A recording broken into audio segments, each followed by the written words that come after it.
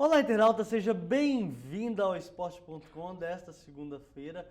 E é claro, vamos falar do Campeonato Brasileiro e das emoções que o fim de semana nos proporcionou. Comigo aqui no estúdio, Rômulo Abreu. E aí, Rômulo? Tudo bem, Leandro? Tudo bem, internauta? Vamos falar aí dessa reta final do Campeonato Brasileiro, né? Os dois mineiros ganhando, né? Com chances boas perspectivas, né? O campeonato, vamos ver como que pode acontecer. E se o Cruzeiro conseguiu uma vitória importante diante do Goiás lá no Serra Dourada, o Atlético venceu a equipe da Ponte Preta no Independência e ainda sonha com o título nacional. Vamos começar falando do Cruzeiro, Rômulo, já que o Cruzeiro tem uma situação um pouco mais confortável, vamos dizer assim, já que disputa uma situação como franco atirador, já não tem risco de rebaixamento e agora vislumbra uma chance, talvez, de entrar no G4 ao final da temporada, mas a gente sabe que é muito difícil, né? Ainda faltam 6 jogos, o Cruzeiro teoricamente precisaria vencer a 6 se quiser alcançar a posição 4 do Campeonato Brasileiro, né? E contar também com tropeços de times que estão na frente dele, né? A situação do Cruzeiro é uma situação tranquila nesse momento, eu vejo porque passou aquele sufoco todo que o time viveu boa parte do campeonato, né? A chegada do Mano Menezes realmente mudou o ambiente na toca, o time enfim encontrou um padrão de jogo, o Mano está conseguindo fazer alguns jogadores, algumas peças individualmente evoluírem e já se livrou desse perigo aí de rebaixamento e agora o que vier é lucro para o Cruzeiro, né? Esse é o próprio discurso do time mesmo, do técnico, dos jogadores, de terminar o campeonato da melhor forma possível, com o máximo de pontos que conseguir somar e ver o que vai acontecer. Então acho que o Cruzeiro está encarando como uma possibilidade remota de G4, de Libertadores, mais como uma consequência mesmo, não como um objetivo que eles estão muito focados em alcançar, porque sabem da condição, estão trabalhando com os pés no chão. Então isso dá uma tranquilidade, uma leveza no trabalho, sabe que o que vier é lucro mesmo, né? E que a meta do campeonato já foi atingida, que é livrar do rebaixamento sem desespero, né? E foi até com certa tranquilidade, né? Sim. Conseguiu trabalhar bem em alguns jogos, já venceu 3 seguidas. A equipe está numa sequência boa, está numa toada boa, não perde as 7 partidas. Mas é claro que vencendo o Avaí, encarando o São Paulo no Mineirão na rodada, daqui 2 rodadas, é uma situação em que pode fazer com que o Cruzeiro sonhe, né? Por isso que é fundamental, por exemplo, vencer o Avaí lá na ressacada, o que não é fácil. Esse time de 2014, por exemplo, que foi campeão brasileiro, não conseguiu fazer isso, né? Sim, tudo pode mudar, né? O futebol é muito dinâmico, por isso que é tão legal, né, acompanhar o futebol. Porque, como você falou, se ganha do Avaí, também acho complicado. Mas é possível, né? O Cruzeiro ganhou de um Goiás também, foi um jogo difícil, o Cruzeiro teve uma certa queda de produção do que vinha apresentando, mas conseguiu ser frio, conseguiu não se desequilibrar dentro de campo e venceu. Então, eu imagino que o jogo do Avaí pode ser similar também, com um nível de dificuldade igual, um time que também está lutando aí para não cair, que vai jogar a vida. E vencendo, aí encara um São Paulo com certeza com o Mineirão cheio, com, né, um grande jogo que atrai público mesmo, né, um clássico brasileiro. E aí, se o Cruzeiro ganha, pode mudar essa tranquilidade que eu acabei de dizer e começar o time a ficar no afã de buscar mesmo, ver o G4 de uma forma mais concreta mesmo. Então, tudo pode mudar, mas é manter essa tranquilidade aí, encarar os jogos. Eu acho que o Mano Menezes está experimentando muito o time, ajustando muito o time já com o pensamento em 2016 e usando esses jogos que restam aí como uma espécie de treino mesmo, de laboratório mesmo. Então acho que encarar dessa maneira é legal e vindo o G4 aí realmente é uma consequência e por isso que eu acho que o Cruzeiro tem que focar nesse jogo do Avaí sem desespero, sem querer jogar a vida, ganhar a todo custo, porque aí pode perder jogadores, pode de repente vir uma lesão, se jogar com muita força, pode de repente perder e aí quebra essa sequência. Então é jogar com inteligência mesmo. A grande vantagem do Cruzeiro nessa disputa louca, que até eu acho louca, porque eu acho que é muito improvável que isso aconteça, é que o Cruzeiro encara 3 adversários diretos na luta em relação ao G4. Ele enfrenta o São Paulo, ele ainda vai enfrentar o Palmeiras, ele ainda enfrenta o Internacional. E no meio disso, como eu falei, tem o Avaí, tem o Joinville também. São jogos em que o Cruzeiro, principalmente contra esses 3 que eu falei, Inter, Palmeiras e São Paulo, que dão um gás novo para a sequência da competição, né? O Internacional, no caso, não dá para dar gás novo na sequência da competição, porque é a última rodada. Mas o Cruzeiro precisando, por exemplo, vencendo, como eu falei, vencendo o Avaí, vencendo o São Paulo, ele já encara o Palmeiras já com uma outra responsabilidade. Uma responsabilidade talvez até de vitória, já que venceu os outros dois. Então, o campeonato para o Cruzeiro está interessante porque ele está jogando realmente, como eu falei no início, como um frango atirador. Você que não tem nada a perder mais no campeonato, o que você vai fazer? Vai jogar bola, vai tocar a bola e depois, lá na frente, ver o que acontece. Diferente, por exemplo, do Atlético. O Atlético está na segunda posição, já vamos falar agora do Atlético. O Atlético está na segunda posição, conseguiu vencer nesse domingo o time da Ponte Preta e quase tomou um susto no final, né? Se não é o Vitor, com aquele bendito pé esquerdo dele, a coisa teria ido para o brejo ontem mesmo. Mas venceu 2-1. Um resultado em que o Atlético tinha obrigação de vitória, já que o Corinthians, claro, não deixou escapar a chance, bateu o Flamengo por 1-0 lá na Arena Corinthians e consegue ainda tentar almejar alguma coisa. Tem esse jogo de domingo agora contra a equipe alvinegra lá de São Paulo, no Independência, que é uma verdadeira final de campeonato, né? Porque você ganha ainda, são 5 pontos de diferença, é muita coisa, parece que não, mas é muita coisa, 5 pontos de diferença, coisa demais da conta, contra uma equipe que não consegue sequer empatar, que é o caso do Corinthians, mas é uma situação interessante para a equipe mineira, já que está 8 pontos, poxa, a melhor coisa agora é diminuir a diferença contra o próprio rival, né? Tudo que o Atlético precisa de fazer e, inclusive, apesar das chances matemáticas, se o Atlético não vence esse jogo contra o Corinthians... Acabou o campeonato. A gente acredita que o campeonato em relação a campeão já está decidido mesmo. Aí vai sobrar aí a briga para rebaixamento e para G4 mesmo. Então o Atlético vai realmente jogar a vida dele, mas nos últimos anos sempre funcionou quando o Atlético jogou sob essa pressão, né? E sobretudo por ser no Independência. Jogou sob pressão, precisando de um resultado a todo custo e conseguiu ter um histórico até contra o próprio Corinthians. Mas é um jogo interessante porque a gente não vê o Corinthians realmente dando mole para ninguém, né? Dificilmente perdeu só 4 jogos nesse campeonato, isso é muito pouco, né? Nem aquela campanha do Cruzeiro, embora eram mais times, né? Mas de 2003... O Cruzeiro perdeu só tão poucos jogos, né? Nem 2013, 2014 também. Então, assim, é um time que realmente praticamente não perde, dificilmente toma gols, toma muitos gols. Então, a situação do Galo é bem complicada e a gente fica curioso para ver o que o Atlético vai fazer, o que o Levi vai armar, porque a gente vê o time encontrando muitas dificuldades, né? A cada rodada. Ontem foi um jogo que o Atlético foi um jogo, na minha opinião, ruim, primeiro tempo, 0-0. E o Atlético conseguiu 2 gols em menos de 15 minutos do segundo tempo. E parecia que ia administrar o jogo tranquilamente, podia até aumentar o placar e tomou um sufoco inesperado, né? Por pouco acontece uma tragédia no Independência, que seria aquele empate. Realmente contou com um lance de estrela mesmo de um jogador específico, que foi o Vitor, né?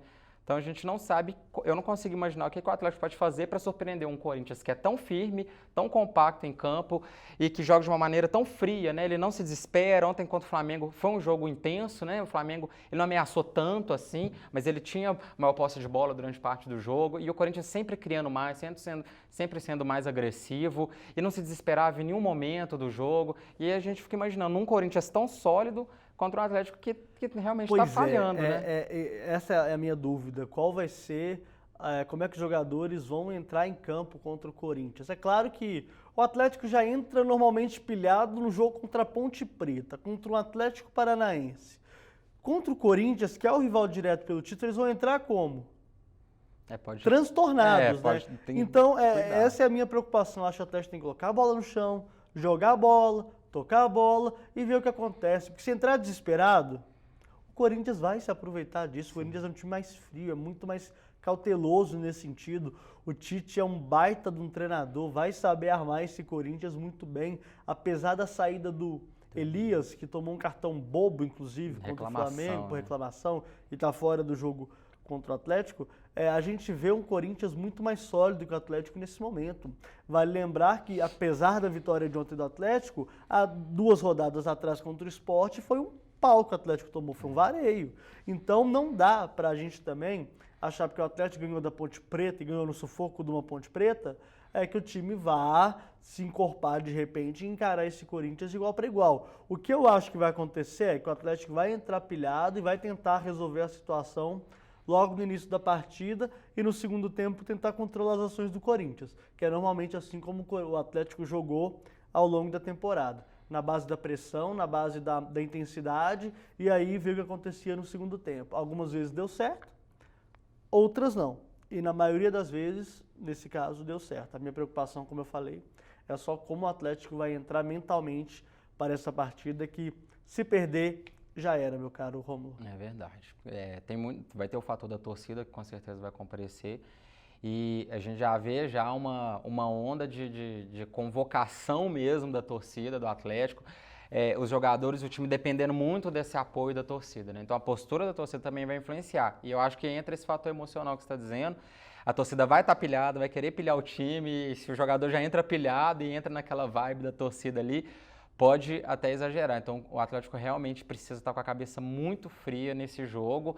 Tem que saber, a intensidade, a questão emocional vai ser importante, né? O fator motivacional vai ser fundamental, mas o time precisa ter a maturidade de saber lidar com isso, de saber ter o fator emocional a seu favor e não cometendo uma falta desnecessária, às vezes uma individualidade também num lance que poderia ser mais coletivo. A gente viu isso no lance do gol do Luan ontem, né? O Luan rouba uma bola, passa para o Dátulo e fica numa condição melhor, mas o Dátulo decide chutar. Esse tipo de erro que a gente percebe o Atlético cometendo. E no fim acabou dando certo, porque teve o rebote ali para o Luan, ele foi feliz na finalização.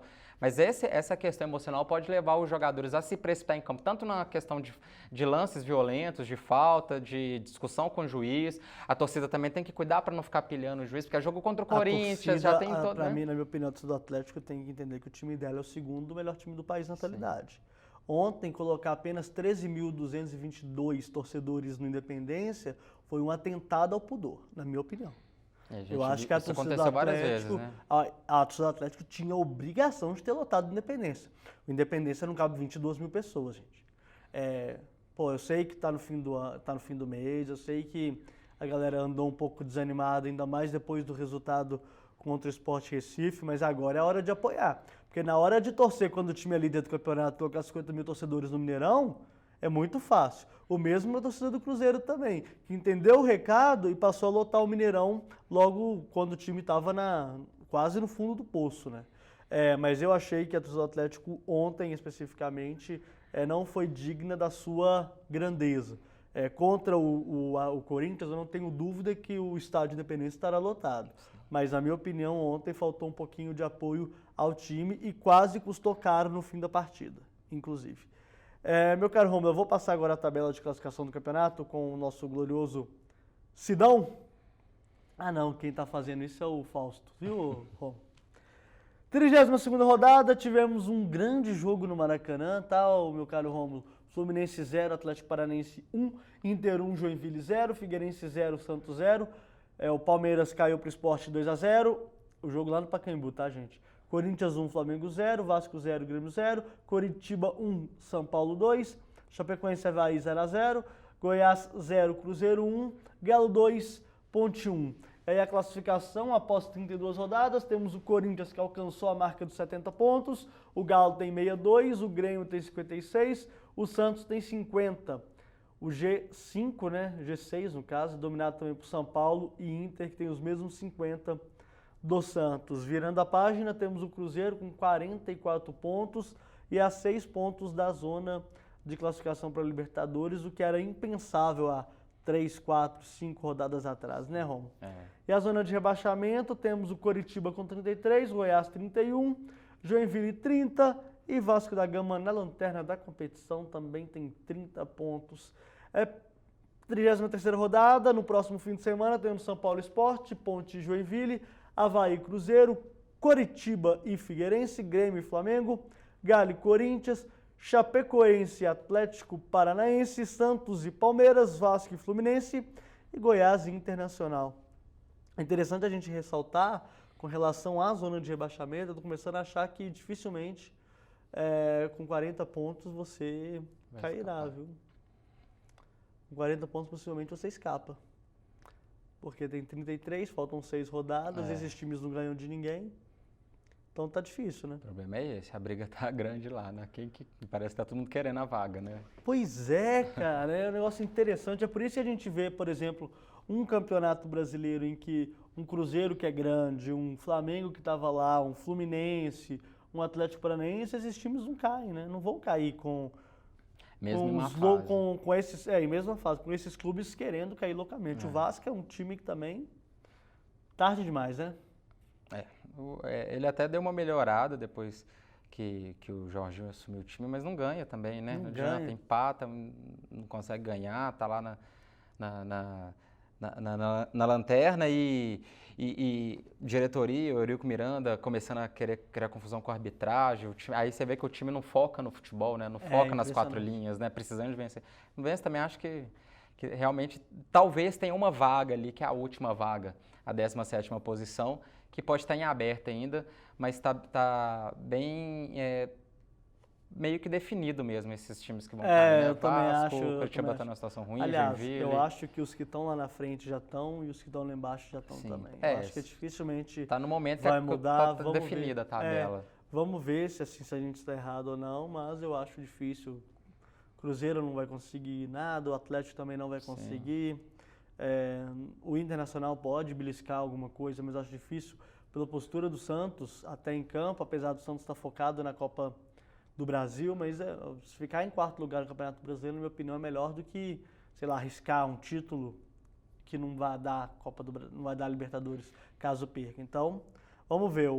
Na Copa do Brasil tivemos resultados interessantes, né? O Fluminense venceu 2-1 o Palmeiras em casa e o São Paulo caiu no Morumbi 3-1 para o Santos. Então, a decisão provavelmente deverá ser entre Santos e Fluminense. Para o Fluminense, franco atirador lindo. Para o Santos, que tem muita coisa a perder, é a outra chance de chegar à Libertadores, né? O que torna até a final interessante, se for essa, né? Porque a gente vê o Santos como favorito, sem dúvida, diante do Fluminense, porque tá realmente mal. Mas o fato do Fluminense poder se dedicar mais à Copa do Brasil pode dar uma vantagem, pode fazê-lo crescer no momento da final, enquanto o Santos fica dividido ali. E o que mostra a diferença entre Copa e Liga, né? Sim. Você vê um time numa Copa indo até uma final como esse Fluminense, e no Campeonato Brasileiro não faz nem cosquinha. Dependendo se tivesse mais jogos, né, o Fluminense poderia estar lutando para não cair, Exatamente. né? Porque são 40 pontos, são 6 ou 7 pontos de distância, 7. E tá mal demais, né? Não consegue ganhar, perdendo jogo em casa, e poderia lutar para não cair se tivesse mais tempo. Exatamente. O foco dos caras passou a ser a Copa do Brasil inteiramente, Sim, né? Sem dúvidas. Então é isso, velho. Obrigado aí. Estamos sempre aí, que precisar, sempre bom falar de futebol. Torcer para os nossos times aqui de Minas terminar esse Campeonato Brasileiro da melhor forma possível, né? Eu acho que até para o Atlético, pela distância que o Corinthians abriu, se vier o título também não deixa de ser lucro, né? Mas certamente confirmado na Copa Libertadores ano que vem, o Atlético vem fazendo um feito histórico, que é tantas Libertadores seguidas, Terceira. né? São a terceira. Para o Atlético que tinha disputado até 2013 13, apenas 14, 4. 15 E agora 16 vai ser a 4ª Libertadores. Isso é um grande resultado. Se o título não vier, eu acho que a torcida do Atlético tem que ficar satisfeita mesmo, principalmente pensando num passado que não é tão distante do Atlético. Então é um grande feito que o Cruzeiro consiga terminar o campeonato da maneira mais digna também e continuar torcendo para os nossos times e o América também, né? Tá em terceiro lugar na Série B, quem sabe sobe no ano que vem e a gente tem 3 mineiros aí, Campeonato Brasileiro. E o América que venceu o Oeste de Itápolis na sexta-feira, está com 54 pontos na terceira colocação, com 4 pontos à frente do 5º colocado, o que mostra que o América está fazendo um excelente trabalho e caminhando a passos largos rumo à primeira divisão da próxima temporada. Beleza? Então é isso, internauta. Um grande abraço e até a próxima.